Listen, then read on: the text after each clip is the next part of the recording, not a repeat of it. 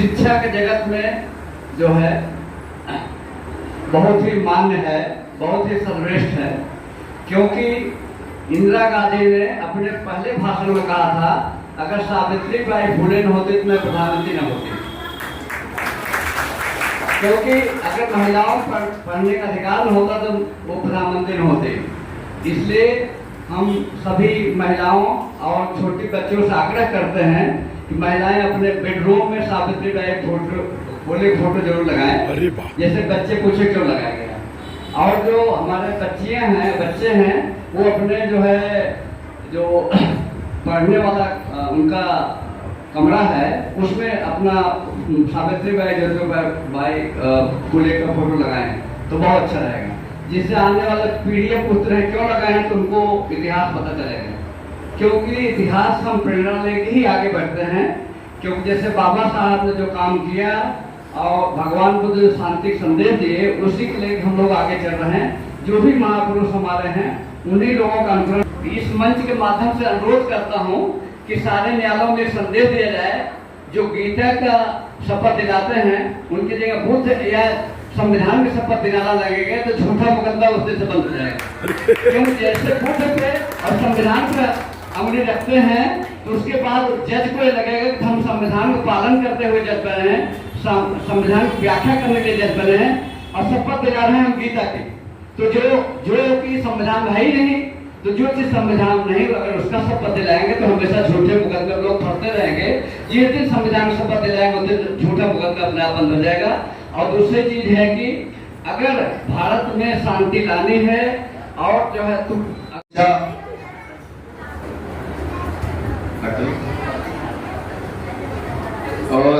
शहीद भगतसिंग यांची जयंती 28 तारखेला आहे, पण मोरेजी आणि त्यांच्या टीमनं आपल्या विहारात आज कार्यक्रम घेतलेला आहे।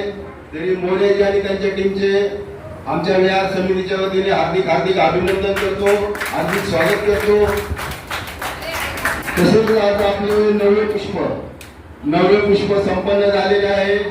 आजच्या कार्यक्रमाचे आपले वक्ते किरणताई भालेराव यांचं मी भाषण ऐकलं नाही, पण त्यांनी चांगल्या प्रकारे भाषण केलं असेल। ते नेहमी चांगल्या बोलतात, ठोस आवाजात ऍक्टिव्ह असतात, चांगलं भाषण केलं असेल तर त्यांचं मी बुद्धविहार समितीच्या वतीने आभार व्यक्त करतो। तसेच आजचे सूत्रसंचालन आपले धडाडीचे कार्यकर्ते बीएसएचे खजिनदार प्रवीण पराटे सर यांनी केले, त्याच्याबद्दल त्यांचाही आभार व्यक्त करतो। तसेच आजच्या कार्यक्रमाची आपली प्रस्तावना वर्षभरात जे आपल्या विहारात कार्यक्रम होतात त्याचे प्रस्तावना आपल्या प्रीतीताई यांनी मांडली, सुंदर प्रकारे मांडली। ते नेहमीच प्रस्तावना सूत्रसंचालन करतात, तर प्रीतीताईचे आभार मी मानतो।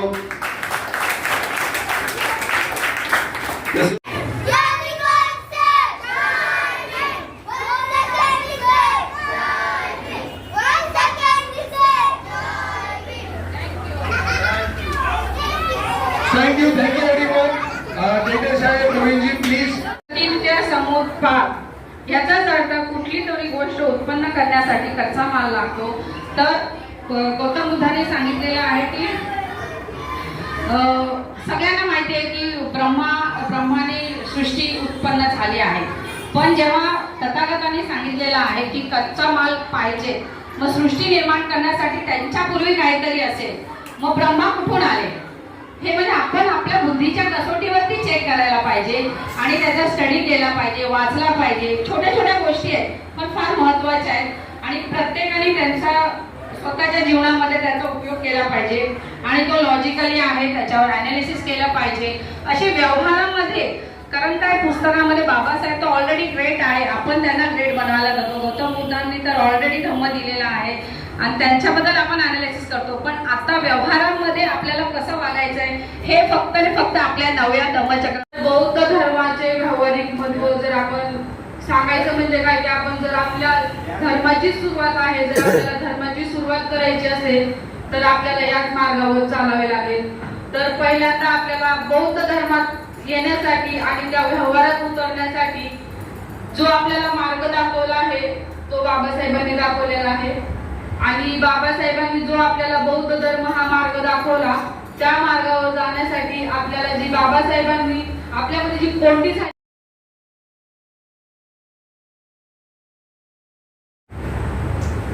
अंधश्रद्धाळू मनाला प्रतिष्ठा देणारी पवित्र प्राप्त करून देणारी वेद पुराणे धर्मग्रंथ जोपर्यंत प्रमाण मानणारी मानसिकता पोचण्याचे काम पिढ्यानपिढे होणार असेल तर या अंधश्रद्धेला अंधविश्वासाला जगूनच राहतील. तोपर्यंत अंधश्रद्धेची घाण पाजरतच राहणार. आता हिंदू लोकांमध्ये असो किंवा आपल्या लोकांमध्ये असो, आपले लोक जर सुशिक्षित होऊन हिंदुत्व कमी करण्याचा ते प्रयत्न करत आहेत. पण हिंदू एक वाटचाल अशी आहे की हॉस्पिटलमध्ये पण कुठे बघितले का तुम्ही बुद्धांची मूर्ती ठेवली आणि एखाद्याचा पेशंट खूपच सिरियस आहे आणि तो बुद्धांपुढे जाऊन असा हात जोडतोय, असं होणार नाही. कारण एवढी ती टेक्नॉलॉजी एवढी हे खरखर होऊन सुद्धा शेवटी तुम्हाला अंधविश्वासातच भर पडते. सही करे. डॉक्टर दाभोळकर सरांच्या अंधश्रद्धा निर्मूलनाच्या अथक प्रयत्नातून जी चळवळ उभी राहिली त्या चळवळीचा परिणाम म्हणून कायदा तर अस्तित्वातच आला. जी पाने उडून गेली त्या ठिकाणी नवीन पालवी फुटायला लागली आहे. अशा या वृक्षाची मूळ धर्मात आहे. त्या धर्माची चिकित्सा करणार की नाही, ज्या धर्माबद्दल मला महत्व वाटतो तो धर्म मला विज्ञानवादी बनवतो की नाही. जर बनवत नसेल तर लोकांना बुद्धिप्रमाण्यवादी व्हा, पुरोगामी व्हा, आधुनिक व्हा असे कित्येक वर्ष सांगायचे. धम्मवर्गाला या, तुमचे क्वेश्चन घेऊन या. लहान मुलं असतील, बरेचसे आपल्या आता प्रस्तावनेमध्ये मॅडमने सांगितल्याप्रमाणे मानव मुक्तीची चळवळ सुरू करणारे तथागत भगवान गौतम बुद्ध आणि ही चळवळ जनमानसात रुजविणारे बोधिसत्व शिवाजी महाराज, बोधिसत्व शाहू महाराज तसेच सर्व अन्य महापुरुष, जिच्या त्यागाशिवाय ही क्रांती शक्य झाली नसती अशा बोधिसत्व सावित्रीबाई फुले, माता जिजाऊ, माता रमाई आणि अन्य महामाता या सर्वांना माझे अभिवादन. जातीचा प्रश्न मानणारे बोधिसत्व ज्योतिराव फुले आणि जाती व्यवस्थेला सुरुंग लावून आदर्श जगाच्या निर्मितीची मानव मुक्तीची चळवळ भारतातून सुरू करणारे आधुनिक बुद्ध डॉक्टर बाबासाहेब आंबेडकर या सर्वांना माझे त्रिवार अभिवादन. बाबासाहेबांच्या नंतर हा क्रांतीचा धम्मरथ आपल्यापर्यंत ज्यांनी वाहून आणला, जे पण ज्ञात अज्ञात धर्म बांधव असतील त्यांनी आपल्यापर्यंत वाहून आणला.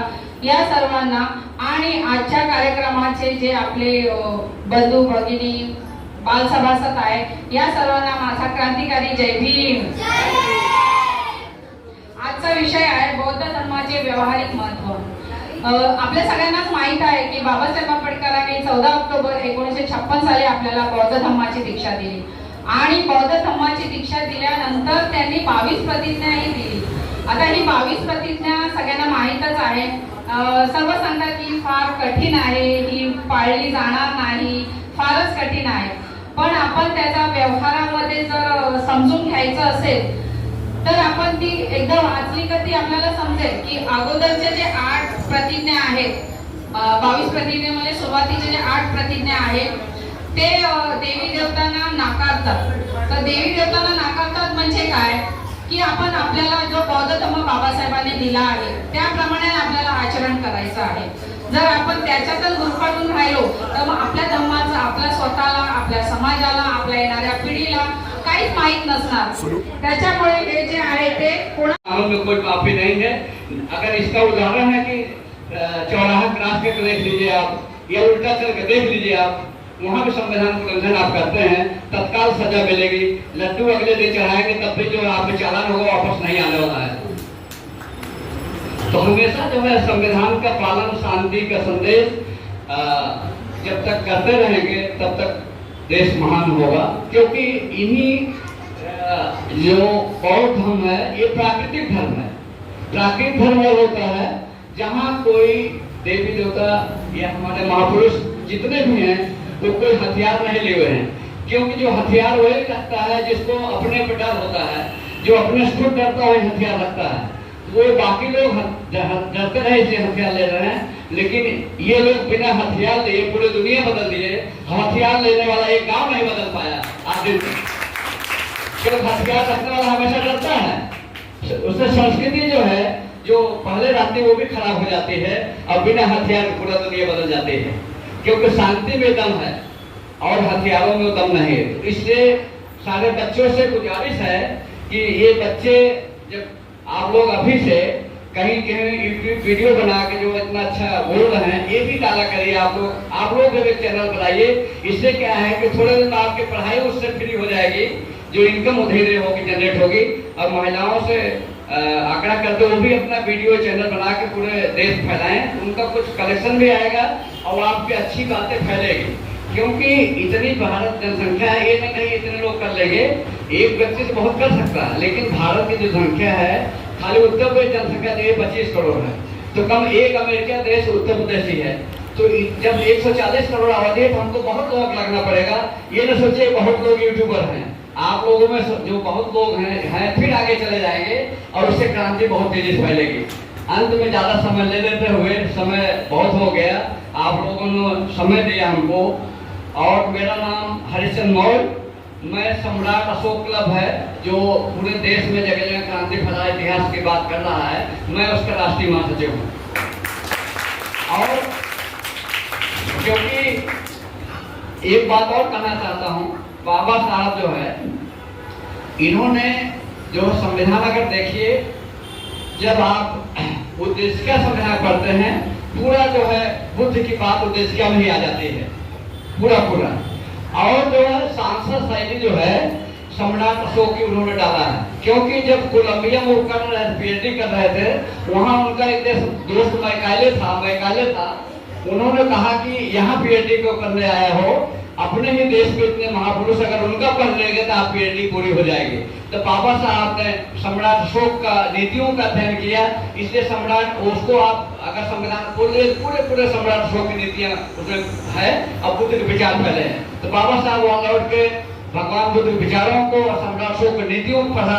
इसके नीतियां पढ़ने के बाद जो संविधान बनाया है, देखिए उसमें एक एक लाइन अगर इतिहास खोल के पढ़िए तो दोनों उनकी नीतियां और उनके विचार उसमें फैले हैं। फिर इसके बाद बाबा साहब ने 10 लाख भिक्षुओं के साथ जो है अपना बौद्ध धर्म ग्रहण किया, क्योंकि उनको लग गया जिस धर्म हम पैदा हुए तो वहाँ समानता नहीं थी, लेकिन जिस धर्म हम मरेंगे क्या उसमें समानता होगी, उसको हम देख जाएंगे। कहने का मतलब वो जिंदा रहते दे गए, लेकिन अपने मरने के बाद भी ऐसा दे गए, इसीलिए हम लोग जो है उनका नमन कर रहे हैं। अंत में भगवान बुद्ध और डॉक्टर भीमराव अम्बेडकर जी का, जिन्होंने संविधान को बनाया, उनको नमन करते हुए और आप लोगों से जो इतना अच्छा बोले हैं, सब किए हैं, उस आप लोगों का आशीर्वाद देते हुए अपनी बात को समाप्त करता हूँ। धन्यवाद। जय भारत, जय संविधान, जय भीम। जिस दिन डर निकल जाएगा निडर हो जाएंगे, और जिस दिन निडर हो जाएंगे लीडर हो जाएंगे। और जय भीम क्यों बोलना है? जय भीम जितना विद्वान दुनिया में आज तक कोई पैदा न हुआ और न आगे होगा, इसीलिए बोलना है जी। तो आप लोग तो बराबर सुनते रहते हैं। मेरा भांजा है सर, सगी बहन का सगा लड़का, और एक जा भी नहीं रहा है, बोलता बुद्ध विहार इतना अच्छा करके जाऊं, और घर जाऊंगा तो मामी कुछ न कुछ बोलेगी, ये करो वो करो। तो इससे अच्छा यहाँ जो मैं आया हूँ, यहाँ जो हो रहा अच्छा हो रहा। अगर आप लोग इजाजत दे 2 मिनट दे समय, 2 मिनट बोलने का समय दे दे। हाँ हाँ, अगर भवन का भी निर्माण कराया आप सबने, इन सबके लिए आप सबके धन्यवाद के साथ साथ शुभकामनाएं भी, क्योंकि ये सिर्फ मेरे लिए नहीं, आप सबके लिए और इस समाज के लिए भी काफी बेहतर है। मैं सागर सिंह मौर्य जफराबाद जौनपुर यूपी से बिलोंग करता हूँ, और यहाँ पर मैं अपना 12th क्लियर कर चुका हूँ, अभी नीट की प्रिपरेशन कर रहा हूँ।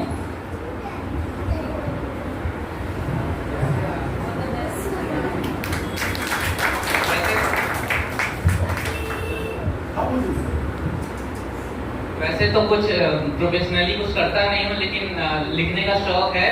तो एक कविता लिखी थी काफी टाइम पहले, मैं अगर इजाजत हो आपकी तो मैं सुनाना चाहूंगा।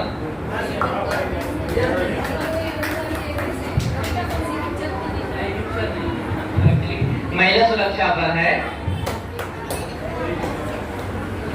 अभी कोलकाता में एक केस हुआ था आरजी कर का, उस केस के अगले दिन ही लिखा था मैंने कि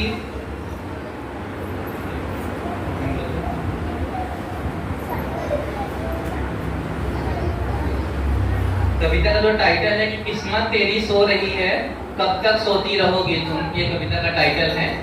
ये तब लिखा था जब कोलकाता में आरजी का नाम की एक कन्या डॉक्टर है, उनका केस हुआ था, रेप केस एक्चुअली। तो उसके बाद मैंने लिखा था कि किस्मत तेरी सो रही कब तक सोती रहोगी तुम, बहुत झेल लिया तुमने कब तक रोती रहोगी तुम, कि बहुत हुआ प्रेम प्रदर्शन अब तलवार उठा लो तुम, कि बहुत हुआ प्रेम प्रदर्शन अब तलवार उठा लो तुम, करके महिषासुर का मर्दन आज यह दिखला दो तुम ही काली दुर्गा हो यह बात सबको बतला दो तुम, बहुत हो गया अत्याचार कब तक इज्जत होती रहोगी तुम, किस्मत तेरी सो रही है कब तक सोती रहोगी तुम।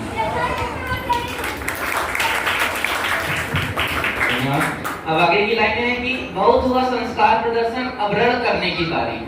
व्यवहारामध्ये आहे, तुम्ही जर ते त्यांना खरं कारण दिलं तर ऑब्विसली ऑफिसमध्ये प्रॉब्लेम क्रिएट होणार। तर आपल्याला व्यवहारामध्ये जो बौद्ध धम्म आहे आणि तो आचरण कसं आणायचं हे सांगणारं जे आहे तो बौद्ध धम्मामध्ये तथागतांनी आणि संविधानातर्फे बाबासाहेब आंबेडकरांनी आपल्याला पटवून दिलेला आहे। आणि बघा काया वाचा मन याद्वारे आपण कसं त्याची सांगड घालू शकतो। जर आपण खोटं बोलत नसलो आणि एखाद्याला आपण प्रवृत्त केलं मनाने तोंडाने त्यांना सांगितलं की असं असं हिंसा करायची आहे, जर बौद्ध धर्म रुपवायचा असेल आणि तो तुमच्या मानवाच्या कल्याणासाठी असेल तरच तो बौद्ध धर्म होऊ शकतो। आणि तो आधुनिक जगात म्हणजे तेव्हापासून आलेला जो आधुनिक जगात आताच्या जगामध्ये जर बौद्ध धर्म आहे तर तो सुसंगत आहे का। आणि तिसरी गोष्ट ही म्हणजे फारच कठीण आहे की तुम्ही तुमच्या बुद्धीच्या कसोटीवर चेक करा, लॉजिकली अनालिसिस करा, चेक करा की खरोखर ती आतासाठी ती उपयोगी आहे का। म्हणजे फक्त म्हणतात ना की कसोटी तुम्हाला तुमची बुद्धी तेव्हा तुमची बुद्धी पण त्याच्यामध्ये वापरायचं असेल तुमची शिक्षा के जगत में जो है बहुत ही मान्य है, बहुत ही सर्वश्रेष्ठ है, क्योंकि इंदिरा गांधी ने अपने पहले भाषण में कहा था अगर सावित्रीबाई फुले न होती तो मैं प्रधानमंत्री न होती, क्योंकि अगर महिलाओं पर पढ़ने का अधिकार न होता तो वो प्रधानमंत्री न होते। इसलिए हम सभी महिलाओं और छोटी बच्चों से आग्रह करते हैं कि महिलाएं अपने बेडरूम में सावित्रीबाई फुले फोटो जरूर लगाएं, जैसे बच्चे पूछे क्यों लगाया गया। और जो हमारे बच्चियां हैं बच्चे हैं वो अपने जो है जो पढ़ने वाला उनका कमरा है उसमें अपना सावित्रीबाई ज्योतिबाई फुले का फोटो लगाएं तो बहुत अच्छा रहेगा, जिससे आने वाले पीढ़ियां पूछते हैं क्यों लगाए हैं तो उनको इतिहास पता चलेगा। क्योंकि इतिहास हम प्रेरणा लेके ही आगे बढ़ते हैं, क्योंकि जैसे बाबा साहब ने जो काम किया और भगवान बुद्ध जो शांति संदेश दिए उसी के लिए हम लोग आगे चल रहे हैं। जो भी महापुरुष हमारे हैं उन्हीं लोगों का अनुसरण इस मंच के माध्यम से अनुरोध करता हूं कि सारे न्यायालयों में संदेश दिया जाए, जो गीता का शपथ दिलाते हैं उनकी जगह बुद्ध या संविधान की शपथ दिलाना लगेगा तो झूठा मुकदमा उस दिन से बंद हो जाएगा। क्योंकि जैसे बुद्ध पे और संविधान पे अंगुली रखते हैं तो उसके बाद जज को ये लगेगा कि हम संविधान को पालन करते हुए जज बने हैं, संविधान की व्याख्या करने के लिए जज बने हैं और शपथ दिला रहे हैं हम गीता की। तो जो कि संविधान है ही नहीं, तो जो चीज संविधान नहीं अगर उसका शपथ दिलाएंगे तो हमेशा झूठे मुकदमे लोग फंसते रहेंगे। जिस दिन संविधान का शपथ दिलाएंगे उस दिन झूठा मुकदमा अपने आप बंद हो जाएगा। और दूसरी चीज है कि अगर भारत में शांति लानी है और जो है बौद्ध धर्माचे व्यावहारिक महत्व जर आपण सांगायचं म्हणजे काय की आपण जर आपल्या धर्माची सुरुवात आहे, जर आपल्याला धर्माची सुरुवात करायची असेल तर आपल्याला याच मार्गावर चालावे लागेल। तर पहिल्यांदा आपल्याला बौद्ध धर्मात येण्यासाठी आणि त्या व्यवहारात उतरण्यासाठी जो आपल्याला मार्ग दाखवला आहे तो बाबासाहेबांनी दाखवलेला आहे। आणि बाबासाहेबांनी जो आपल्याला बौद्ध धर्म हा मार्ग दाखवला त्या मार्गावर जाण्यासाठी आपल्याला जी बाबासाहेबांनी आपल्यामध्ये जी कोणती अंधश्रद्धा मनाला प्रतिष्ठा देणारी पवित्र प्राप्त करून देणारी वेद पुराणे धर्मग्रंथ जोपर्यंत प्रमाण मानणारी मानसिकता पोचण्याचे काम पिढ्या पिढ्यानपिढे होणार असेल तर या अंधश्रद्धेला अंधविश्वासाला जपूनच राहतील. तोपर्यंत अंधश्रद्धेची घाण पाजरतच राहणार. आता हिंदू लोकांमध्ये असो किंवा आपल्या लोकांमध्ये असो, आपले लोक जर सुशिक्षित होऊन हिंदुत्व कमी करण्याचा ते प्रयत्न करत आहेत. पण हिंदू एक वाटचाल अशी आहे की हॉस्पिटलमध्ये पण कुठे बघितले का तुम्ही बुद्धांची मूर्ती ठेवली आणि एखाद्याचा पेशंट खूपच सिरियस आहे आणि तो बुद्धांपुढे जाऊन असा हात जोडतोय, असं होणार नाही. कारण एवढी ती टेक्नॉलॉजी एवढी हे कणखर होऊन सुद्धा शेवटी तुम्हाला अंधविश्वासातच भर पडते. सही करे. डॉक्टर दाभोळकर सरांच्या अंधश्रद्धा निर्मूलनाच्या अथक प्रयत्नातून जी चळवळ उभी राहिली त्या चळवळीचा परिणाम म्हणून कायदा तर अस्तित्वातच आला. जी पाने उडून गेली त्या ठिकाणी नवीन पालवी फुटायला लागली आहे. अशा या वृक्षाची मूळ धर्मात आहे. त्या धर्माची चिकित्सा करणार की नाही, ज्या धर्माबद्दल मला महत्व वाटतो तो धर्म मला विज्ञानवादी बनवतो की नाही. जर बनवत नसेल तर लोकांना बुद्धिप्रमाण्यवादी व्हा, पुरोगामी व्हा, आधुनिक व्हा असे कित्येक वर्ष सांगायचे. वर्गाला या, तुमचे क्वेश्चन घेऊन या. लहान मुलं असतील, बरेचसे आपल्या आता प्रस्तावनेमध्ये मॅडमने सांगितल्याप्रमाणे में कोई माफी नहीं है. अगर इसका उदाहरण है कि चौराहा क्रॉस करके देख लीजिए आप, या उल्टा चल के देख लीजिए आप, वहाँ भी संविधान उल्लंघन आप करते हैं, तत्काल सजा मिलेगी. लड्डू अगले दिन चढ़ाएंगे तब भी जो आप चालान होगा वापस नहीं आने वाला है. तो हमेशा जो है संविधान का पालन, शांति का संदेश जब तक करते रहेंगे तब तक देश महान होगा. क्योंकि इन्हीं जो बौद्ध धर्म है ये प्राकृतिक धर्म है. प्राकृतिक धर्म होता है जहाँ कोई देवी देवता या हमारे महापुरुष जितने भी हैं वो कोई हथियार नहीं लिए हुए हैं. क्योंकि जो हथियार वही रखता है जिसको अपने पे डर होता है, जो अपने से खुद डरता है हथियार रखता है. वो बाकी लोग डरते रहे इसलिए हथियार ले रहे हैं, लेकिन ये लोग बिना हथियार लिए पूरी दुनिया बदल दिए. हथियार लेने वाला एक गांव नहीं बदल पाया आज दिन तक. सिर्फ हथियार रखने वाला हमेशा डरता है. उससे संस्कृति जो है जो पहले रहती है वो भी खराब हो जाती है और बिना हथियार पूरा दुनिया बदल जाती है.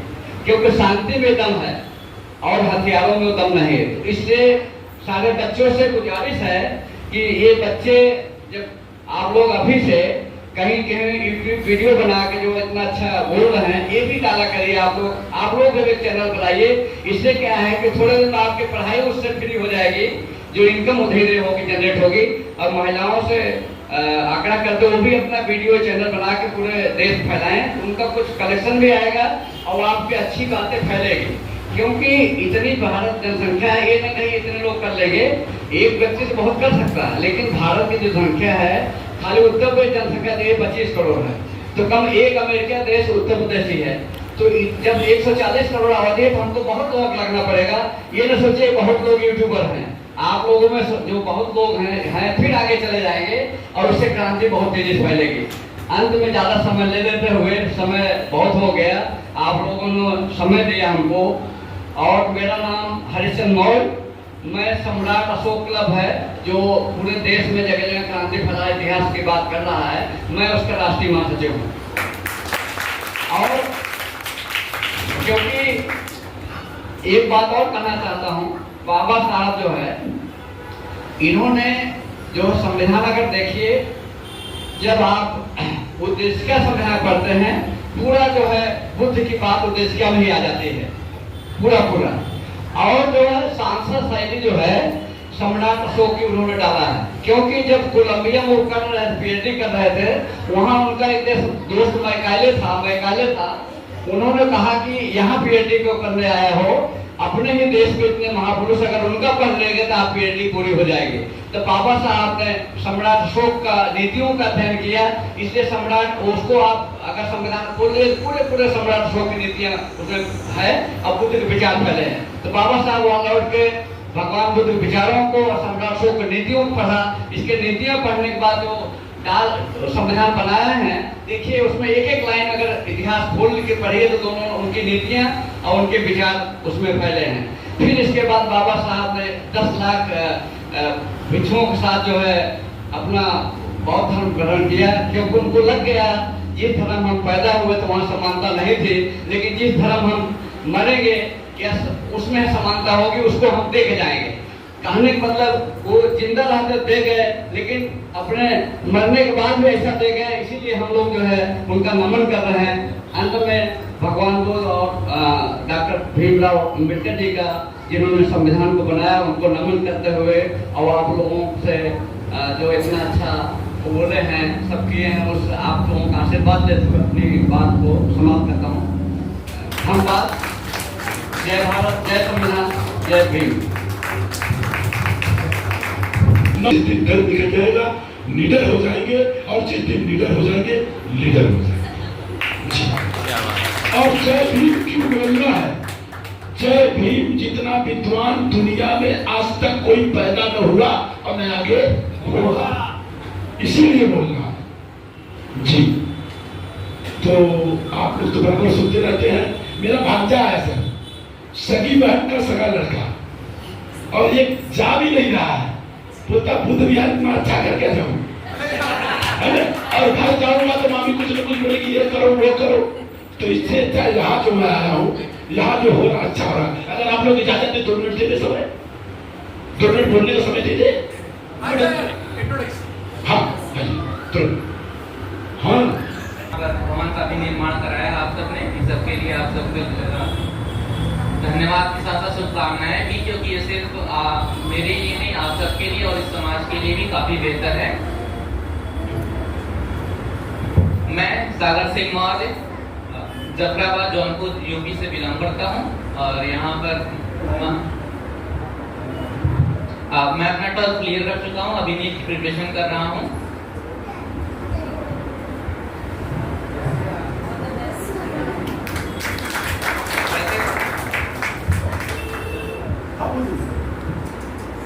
वैसे तो कुछ प्रोफेशनली कुछ करता नहीं हूँ, लेकिन लिखने का शौक है।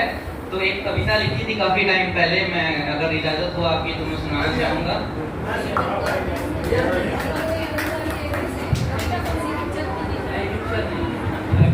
महिला सुरक्षा पर है। अभी कोलकाता में एक केस हुआ था आरजी कर का, उस केस के अगले दिन ही लिखा था मैंने कि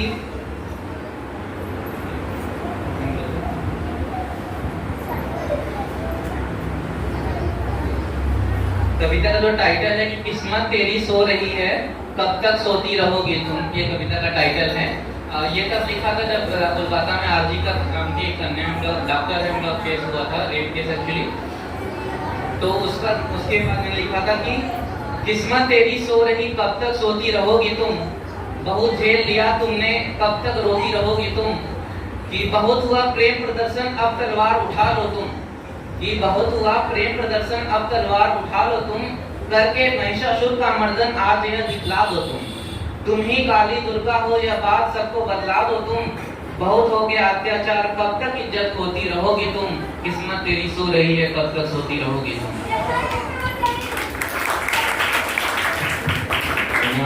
अब आगे की लाइनें हैं कि बहुत हुआ संस्कार प्रदर्शन, अब रण करने की बारी है।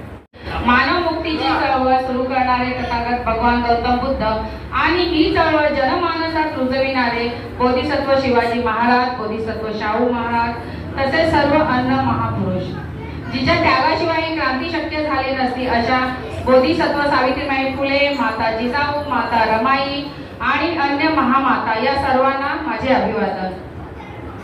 जातीचा प्रश्न मानणारे बोधिसत्व ज्योतिराव फुले आणि जाती व्यवस्थेला सुरुंग लावून आदर्श जगाच्या निर्मितीची, मानव मुक्तीची चळवळ भारतातून सुरू करणारे आधुनिक बुद्ध डॉक्टर बाबासाहेब आंबेडकर या सर्वांना माझे त्रिवार अभिवादन। बाबासाहेबांच्या नंतर हा क्रांतीचा धम्मरथ आपल्यापर्यंत ज्यांनी वाहून आणला, जे पण ज्ञात अज्ञात धम्म बांधव असतील त्यांनी आपल्यापर्यंत वाहून आणला, या सर्वांना आणि आजच्या कार्यक्रमाचे जे आपले बंधू भगिनी बालसभासद आहेत या सर्वांना माझा क्रांतिकारी जय भीम। आजचा विषय आहे बौद्ध धर्माचे व्यावहारिक महत्त्व। आपल्या सगळ्यांनाच माहित आहे की बाबासाहेब आंबेडकरांनी 14 ऑक्टोबर 1956 साली आपल्याला बौद्ध धर्माची दीक्षा दिली आणि बौद्ध धर्माची दीक्षा दिल्यानंतर त्यांनी 22 प्रतिज्ञाही दिली। आता ही 22 प्रतिज्ञा सगळ्यांना माहीतच आहे। सर्व सांगतात की फार कठीण आहे, ही पाळली जाणार नाही, फारच कठीण आहे. पण आपण त्याचा व्यवहारामध्ये जर समजून घ्यायचं असेल तर आपण ती एकदा वाचली का ती आपल्याला समजेल की अगोदरच्या जे 8 प्रतिज्ञा आहेत, 22 प्रतिज्ञेमध्ये सुरुवातीचे जे 8 प्रतिज्ञा आहेत ते देवी देवतांना नाकारतात. तर देवी देवतांना नाकारतात म्हणजे काय की आपण आपल्याला जो बौद्ध धर्म बाबासाहेबांनी दिला आहे त्याप्रमाणे आपल्याला आचरण करायचं आहे. जर आपण त्याच्यातच गुरफटून राहिलो तर मग आपल्या धर्माचं आपल्या स्वतःला, आपल्या समाजाला, आपल्या येणाऱ्या पिढीला काहीच माहीत नसणार. त्याच्यामुळे हे जे आहे ते कोणत्या व्यवहारामध्ये आहे, तुम्ही जर ते त्यांना खरं कारण दिलं तर ऑब्विसली ऑफिसमध्ये प्रॉब्लेम क्रिएट होणार. तर आपल्याला व्यवहारामध्ये जो बौद्ध धम्म आहे आणि तो आचरण कसं आणायचं हे सांगणारं जे आहे तो बौद्ध धर्मामध्ये तथागतांनी आणि संविधानातर्फे बाबासाहेब आंबेडकरांनी आपल्याला पटवून दिलेला आहे. आणि बघा, काया वाचा मन याद्वारे आपण कसं त्याची सांगड घालू शकतो. जर आपण खोटं बोलत नसलो आणि एखाद्याला आपण प्रवृत्त केलं मनाने, तोंडाने त्यांना सांगितलं की असं असं हिंसा करायची आहे, जर बौद्ध धर्म रुजवायचा असेल आणि तो तुमच्या मानवाच्या कल्याणासाठी असेल तरच तो बौद्ध धर्म होऊ शकतो.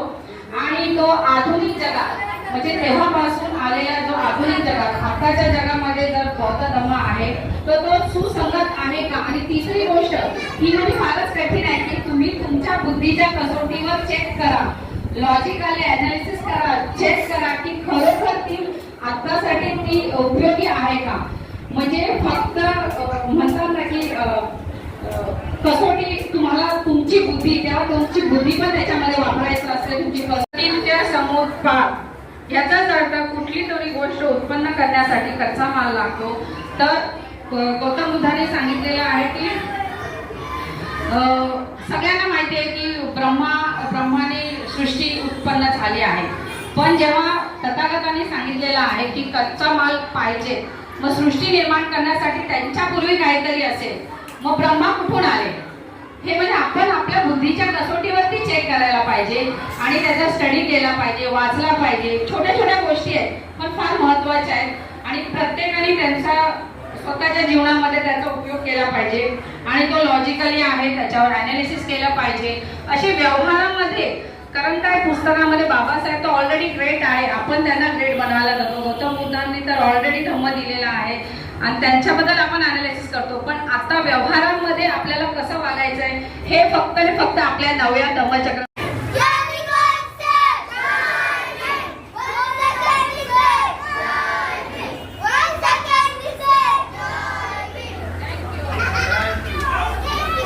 Thank you everyone. टेकर साहेब, प्रवीणजी प्लीज.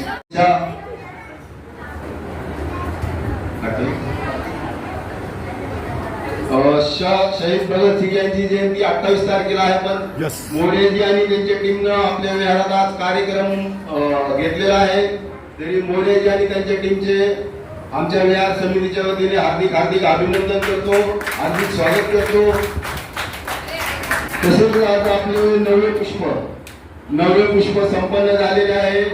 आजच्या कार्यक्रमाचे आपले वक्ते किरणताई भालेराव यांचं मी भाषण ऐकलं नाही, पण त्यांनी चांगल्या प्रकारे भाषण केलं असेल. ते नेहमी चांगल्या बोलतात, ठोस आवाजात ऍक्टिव्ह असतात, चांगलं भाषण केलं असेल तर त्यांचं मी बुद्धविहार समितीच्या वतीने आभार व्यक्त करतो. तसेच आजचे सूत्रसंचालन आपले धडाडीचे कार्यकर्ते BSAचे खजिनदार प्रवीण पराटे सर यांनी केले, त्याच्याबद्दल त्यांचाही आभार व्यक्त करतो. तसेच आजच्या कार्यक्रमाची आपली प्रस्तावना वर्षभरात जे आपल्या विहारात कार्यक्रम होतात त्याचे प्रस्तावना आपल्या प्रीतीताई यांनी मांडली, सुंदर प्रकारे मांडली. ते नेहमीच प्रस्तावना सूत्रसंचालन करतात, तर प्रीतीताईचे आभार मी मानतो.